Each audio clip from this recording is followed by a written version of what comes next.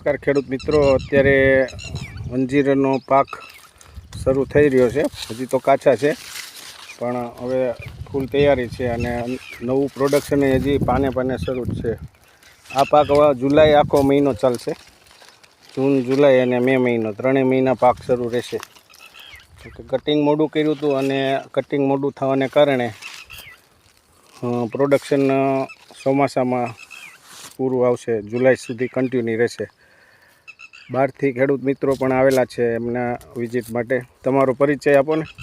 મેં રામગઢથી આવ્યા છે. નામ જયસુખભાઈ છે, સાવરકુંડલા તાલુકો. ઓકે. અને તમારે એ બાજુની જમીન કેવી? જમીન અમારી કરાળ નહીં, રાતડી જમીન છે. રાતી જમીન એટલે રાતાળ. તો એ જમીનમાં પોટાશનું પ્રમાણ સારું હોય. પોટાશનું પ્રમાણ અને એ બાગાયત ખેતી માટે બેસ્ટ કહેવાય. તમારું વાવેતર અંજીરનું અત્યારે કરવાનું છે, તમને અત્યારે કરવાનું છે, પણ તમે જોયા પછી તમને એમ લાગે છે આ યોગ્ય પાક છે તમને? બરાબર, આ યોગ્ય પાક છે, કારણ કે એની અંદર બે પાક લેવાય ને. વચ્ચે જો અમે શેણા લઈએ છીએ, શેણા લઈ, જીરું લઈ, પછી એમાં વધારે અમે દવા વગરના જે પાક થાય ને, મેથી છે, હળદર છે, એવા પાક લેવા. આમાં કંઈ દવાની જરૂર નથી, બરાબર.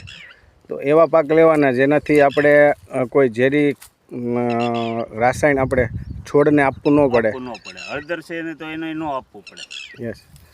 તો આ પાક રહ્યો એ વર્ષમાં 3 વાર પાક આવે.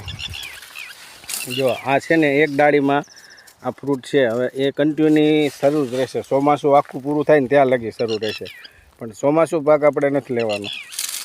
ચોમાસા પાકમાં શું થાય, તમે પહેલો મહિનો બીજો મહિનો હજી ચાલે, એથી વધારે તમે આખા ચોમાસામાં પાક લેવા જાઓ ને તો ફૂગ લાગી જાય અને તમે ટાઈમે પ્રોસેસ ન કરી શકો, વેચી પણ ના શકો.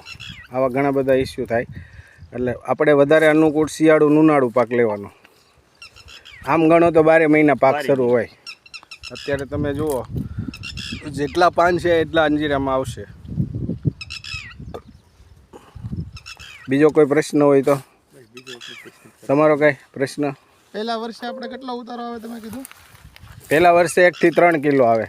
1 થી 3 કિલોનો ઉતારો આવે. હા, એ 5 થી 5.5 મહિને 6 મહિને શરૂ થઈ જ જાય પાક.